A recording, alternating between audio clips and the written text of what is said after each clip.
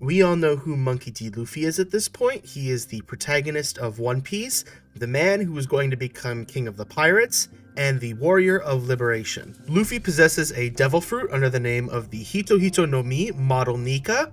This devil fruit gives him the power to fight as freely as he desires, turning his body into a texture like rubber, while allowing Luffy to harness a form of pure joy that bends the laws of the world itself to accommodate his interests. Monkey D. Luffy didn't get access to these powers right out of the bat though. He had to work his way up to eventually becoming this warrior of liberation. So over the next little bit, I'd like to go over each step Luffy took along his journey to mastering the powers of his devil fruit.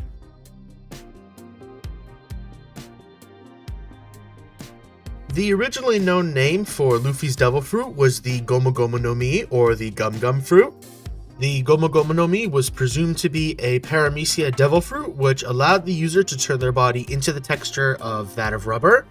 While the term Gear First isn't official within One Piece, I am using this to refer to the base use case of the Gomu Gomu no Mi, by nature of Gear Fifth representing the final standpoint of the available abilities for the Devil Fruit, and everything in between being either side grades of how the ability is used, / general levels up in Luffy's understanding of how the ability can be used.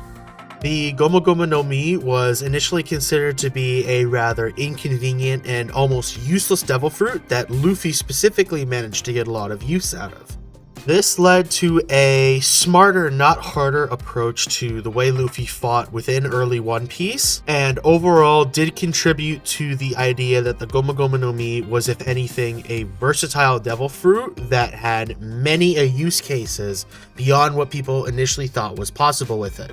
One of my favorite pre-Gear Second moments with Luffy in One Piece is when Luffy takes out Bellamy in one punch during Jaya.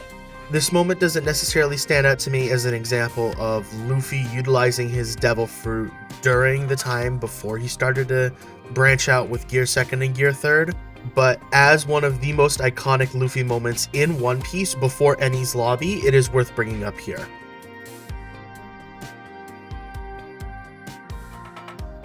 Gear Second first appeared in One Piece chapter 387 when Luffy was fighting Blueno during Enies Lobby. Gear Second involves Luffy artificially pumping the blood in his body faster and faster in order to increase his reaction speed and general physical efficacy. Gear Second's most iconic visual feature is the steam that starts to radiate off of Luffy's body once he activates it, as well as his skin becoming red and hot to the touch as the anime portrays it. As far as different ways that Luffy can utilize his Devil Fruit power, Gear Second doesn't necessarily change his toolkit very much. In exchange for increasing his strength and reaction speed, Luffy becomes exhausted faster and or gains some kind of extra physical strain by staying within Gear Second for a time. You can think of Gear Second as an overdrive form of sorts for Luffy. Luffy starts burning through energy very quickly in exchange for pushing past his physical limitations.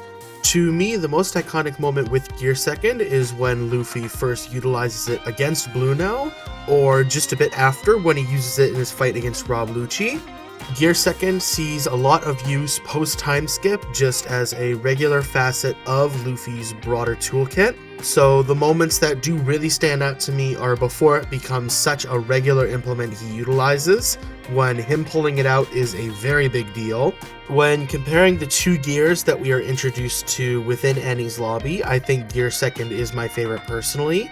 The iconic pose that Luffy takes when he first assumes Gear Second is very, very memorable to me, and though the steam coming off his body at first seems to be a byproduct of the fact that his body is getting hotter, I like that in the modern day of One Piece at least, it seems to have been a form of implication about the sort of nature of Luffy's Devil Fruit as a zone, and the ribbon we would see it eventually get within Gear 4th and Gear 5th.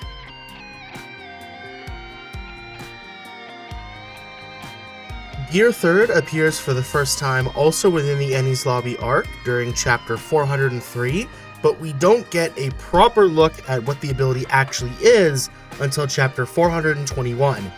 Gear Third involves Luffy biting his thumb and blowing into it as if blowing into the valve of a balloon. This causes that part of his body, typically his fist or whole arm, to increase in proportion, and this apparently adds some kind of extra mass to that part of his body, allowing him to punch harder. Or hit harder. Luffy equates it to that part of his body becoming equivalent to that of a giant. The first time we see Gear 3 used is when Luffy breaks down a large door on his way to try and save Robin in Eni's lobby, but the actual first time that Luffy himself explains what Gear 3 is when he uses the ability against Rob Lucci. After Luffy uses Gear 3rd, he briefly shrinks down to a chibi size for a few minutes, though this side effect seems to have disappeared entirely after Luffy spent 2 years training with Silver's Rayleigh. Gear 3rd, though a little abstract in its concept, is definitely in line with what we know about Luffy's Devil Fruit today. It doesn't matter if I'm iffy on the logic of Luffy blowing air into parts of his body to make them like the size of a giant, because in the long run, it ends up being explained by the final state of his Devil Fruit, which is the ability to fight as he sees freely, including bending the logic of the world if he thinks he can do so. After Luffy unveils Gear 3rd, he starts using it even more regular than he would incorporate Gear 2nd into his moveset. We see this in part with his Gum Gum Elephant Gun ability, which he starts using post-time skip. This ability being made up of a mix of using Gear 3rd and Armament Hockey. I will say that Gear 3rd is probably my least favorite of Luffy's gears.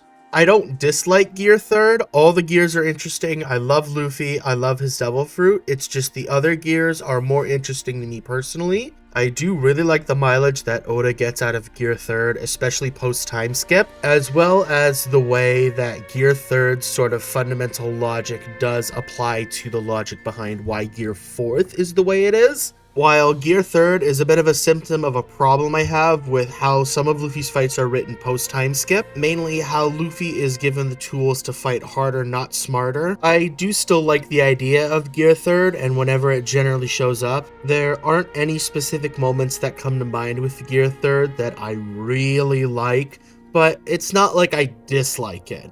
And I can admit that post-time skip, especially with the Gomu Gomu no Elephant Gun, it can be pretty hyped to see Luffy throwing a gigantic fist at his enemies. Gear 3rd kind of paves the way for Gear 4th conceptually, and in some ways Gear 5th, and I do love it for those reasons alone. Gear 4th appears for the first time in chapter 784 during Luffy's fight against Doflamingo. In order to achieve Gear 4th, Luffy coats his entire body in Armament Hockey and then blows air into himself akin to a Gear 3rd, and that it gives him a big muscle. I feel like the idea of Gear 4th is a little hard to express, but essentially it's Luffy applying the logic of Gear 3rd, but to his whole body, and also he can jump on the air and make himself fly in that way, and he can like ratchet his arms back and punch even harder. And also there's 3 versions of Gear 4th, not just the one. I gotta be honest, I thought Gear 4th looked kind of silly when it was first revealed, and I do still think it is a little silly, but the extra variants of it kind of mitigate that a little bit. The 3 main versions of Gear 4th are Bound Man, Tank Man, and Snake Man. Bound Man is the form we first see. Tank Man appears in chapter 842, and Snake Man appears in chapter 894. Tank Man is my least favorite variant of Gear 4 by nature of looking the silliest and also having the arguably least narrative impact overall. Bound Man, as in base Gear 4, is alright. I like Gear 4, but overall Bound Man is also a little too silly looking for me, and not silly in the raw way that Gear 5 manages to be, just kind of obtuse and not the most visually interesting to me. And Snake Man fucking rocks. I love Snake Man. Snake Man being the spotlight of Luffy vs. Katakuri was really cool. Each of these variants of Gear 4th have generally the same capabilities, but like Snake Man focuses more on Luffy's usage of observation hockey, Tankman focuses on Luffy's ability to go headfirst at an opponent no matter what they throw at them. Boundman is like Gear 3 and Gear 2 kind of had a baby. It gives Luffy both extra mobility and extra tankiness and extra strength. Boundman / Gear 4th as a whole allows Luffy to use moves like the Goma Goma no Kong gun, which is like the Goma Goma no bullet technique, except Luffy essentially turns his arms into springs and is able to charge up before dealing a massive blow. I find this specific interpretation of how Luffy can punch someone harder to be a lot more interesting than Gear 3 on average. The anime adaptation of One Piece uses this incredibly satisfying ratcheting noise for this charge up. Gear 4th really stands out to me personally by nature of how much it incorporates hockey into the way Luffy fights with it. Like, at the point in the story that Gear 4th is introduced, Gear 3rd is heavily associated with armament hockey by nature of abilities like Luffy's Goma Goma no Elephant gun. What I really love about Gear 4th though is that it functionally relies on Luffy utilizing hockey. Like, the fact that Luffy utilizes hockey with this ability is arguably what makes it tick, as in it couldn't function without his usage of hockey, unlike the other gears. In general, I feel like with how One Piece presents its power systems, we don't often see hockey interacting with Devil Fruit abilities. You know, if you have a Devil Fruit ability, you are bound to use that and hockey as well, but generally there are either Devil Fruit fighters or hockey fighters. With Luffy though, or even actually a character like Katakuri, which we see Luffy pull out Snake Man to fight in Whole Cake Island, we are introduced to the wonderful world of the quirks you get from both power systems intermingling. Something I really love about Gear 4th's design specifically is the sort of steam ribbon that comes with it. At this point in the story, we are still 300 or so odd chapters from learning that Luffy's Devil Fruit is actually a mythical zone instead of a paramecia. I don't know how long Oda was planning or thinking about Gear 5th for, but I would like to assume that the presence of this steam ribbon on Gear 4th Luffy is an indication that around chapter 700, Oda knew that Luffy's Devil Fruit was a zone at this point. Although, maybe that isn't a fair thing to argue, because I'm fairly sure we don't actually know what a fully awakened zone looks like until after we know what Gear 5 Luffy is. At least, forgetting that the Jailer Beast and Impel Down are supposedly fully awakened zones, I'm referring to more Rob Lucci and his awakened zone. Either way, even if this wasn't planned, it's a pretty cool detail on Oda's part. So, you know, Gear 4th, it's pretty cool. As a full transformation type power up for Luffy, it is pretty iconic, but with what would come next, I would argue it's just a stepping stone, indicated in part by the fact that Luffy, within the most recent chapters of the manga as I'm writing this, seemingly utilizes elements of Gear 4th like the ratcheting arm without transforming into other forms like Boundman, Tankman, and Snakeman, almost like a level up of Gear 3rd. We've reached the part that I made this entire video for. In chapter 1044 of One Piece, after Luffy is dealt seemingly a lethal blow from Kaido during their final fight in the Wano arc, Luffy rises from the dead in what is by far my favorite example of a from the verge of death power-up of sorts. I feel like personal begrudgings with that kind of concept in stories or not, you have to admit One Piece and our GOAT Monkey D. Luffy deserve something cool as fuck like that after 1,000 plus chapters. In this post-defeat awakened state, Luffy is able to bend the world surrounding him, similar to how we see Devil Fruits interact with the broader world when we know the person that has them has awakened them. This is the true form of Luffy's Devil Fruit, and what is at least the start of the endless pit of power that is now available to him. Gear 5 is the name that Luffy gives to this specific form, although in truth you could maybe call this like a Gear 0, because arguably, despite the devil fruit requiring time and effort to awaken the latent abilities of, the abilities were there from the start, at least with how the narrative presents these ideas. It was never called the Goma Goma no Mi. This is assumed to be a lie that the world government adopted because of the inconvenient truth that Luffy's devil fruit is a supernaturally manifested power derived from the wishes of the masses and their collective desire to see someone lead them into a better future.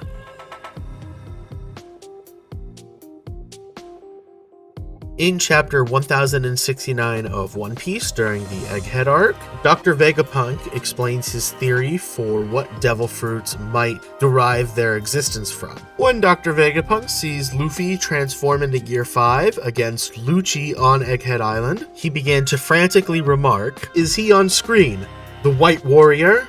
You wouldn't happen to know the story behind Straw Hat's transformation. Do tell." That's funny, you see. There's no mention of any Gum Gum fruit in Old Devil Fruit Encyclopedia. How sublime. He looks just like that god described in ancient texts. I speak of the warrior of liberation, whose antics could bring a smile to anyone's lips, also known as the sun god Nika. Naturally, it's been wiped from history, and yet, as long as people's desires persist, such a thing will never cease to be. We owe all there is to desire, for instance, the devil fruits. Vegapunk's theory presents the idea that devil fruits are born from the desire of the broader population in some form, / the desire of individuals to see forth a new future that can only be manifested supernaturally.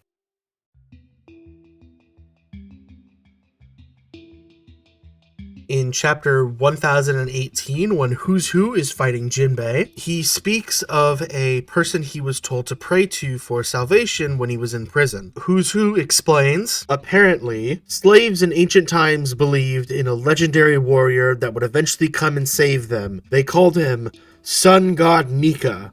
It was said he would bring laughter to their lips and free them from their suffering. Who knows if he really existed, though? Nika the Sun God is a legend within the world of One Piece that is believed in by many different races, like the Buccaneers and the Giants. The Sun God as a concept isn't necessarily a new thing within One Piece. In fact, back in Skypiea is when we get our first mention of a Sun God. The broadly accepted idea of Nika the Sun God within One Piece's world is similar to Luffy's role in the narrative as a liberator of sorts, especially when it comes to some of the most narratively crucial arcs within the story, like Alabasta, Dressrosa, and Wano. Of course, also not forgetting Skypiea. There is a very crucial thematic idea explored and presented within One Piece, that the idea of Nika the Sun God and Luffy coming to embody the literal / metaphorical manifestation of happens to point towards.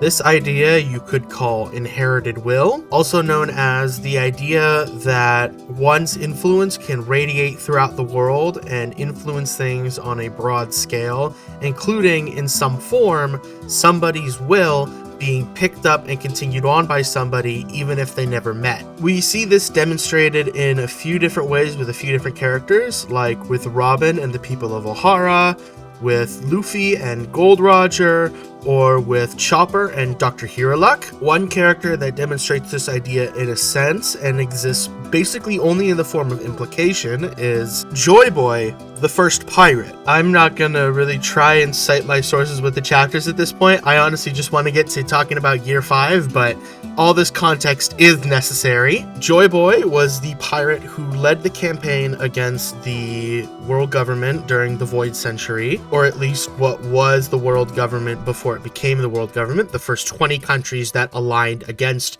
Joyboy and his cause. The most immediately relevant thing I can say about Joyboy right now is that he was seemingly the last known wielder of the Hito Hito no Mi model Nika before Luffy ate that devil fruit. As indicated by the fact that when Luffy got into Gear 5th for the first time, Zunisha, upon hearing the drums of liberation that come from Luffy's Gear 5th heartbeat, assumed that Joyboy had finally come back. I mention all of this as a way to draw a line between Joyboy, the idea of Nika the sun god, Luffy, inherited will as a concept, and Dr. Vegapunk's theory for how mankind's desires can influence the creation of devil fruits. So after all of that, now let's actually talk about how Luffy uses Gear 5th, what I think about it, and what I think about all the narrative connections that were needed to get to that point.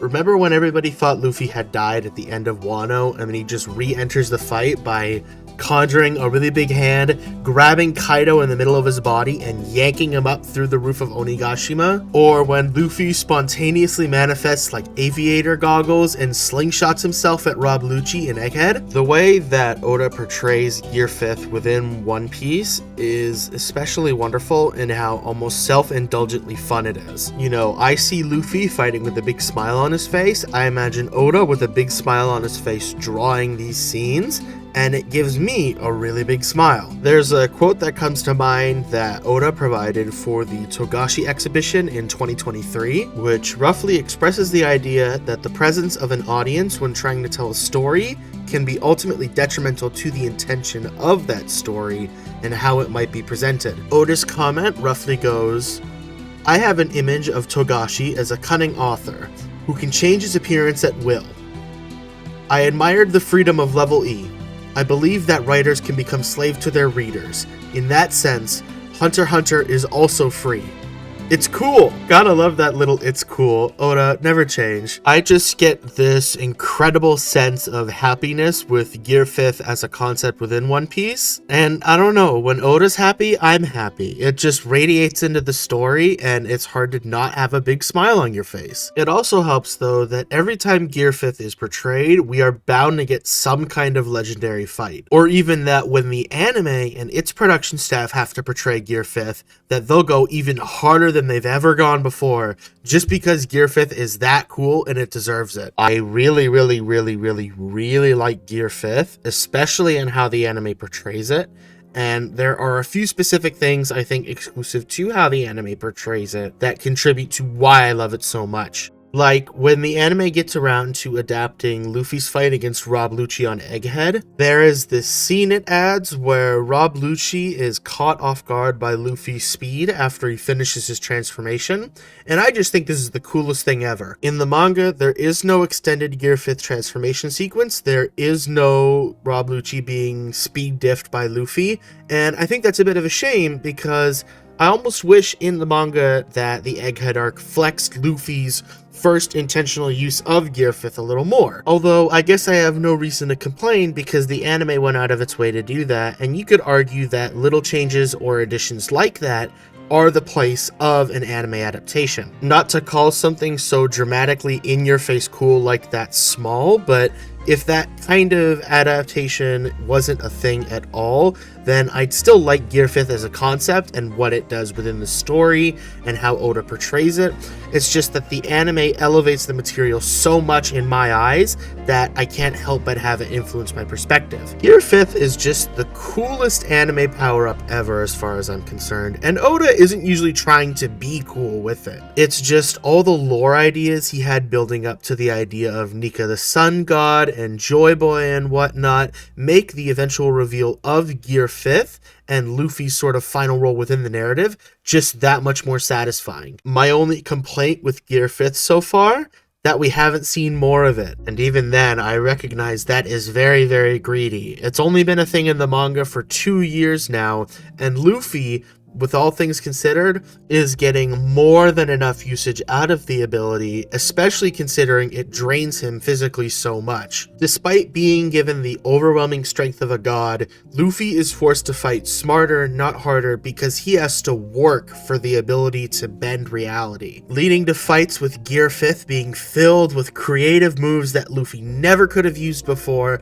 that just make the fight so much more fun to follow. And the concept itself of Gear 5th, not just as a representative of this long worshipped god being physically manifested within the world of One Piece, but our protagonist becoming emblematic of that god and the failings of the last person who had that power as a means to express that change is possible and will come in the future. It's the kind of cool you can only get after 20 years of writing a story that you've known exactly where you want to go since the first year, which I think is incredibly creative and inspiring.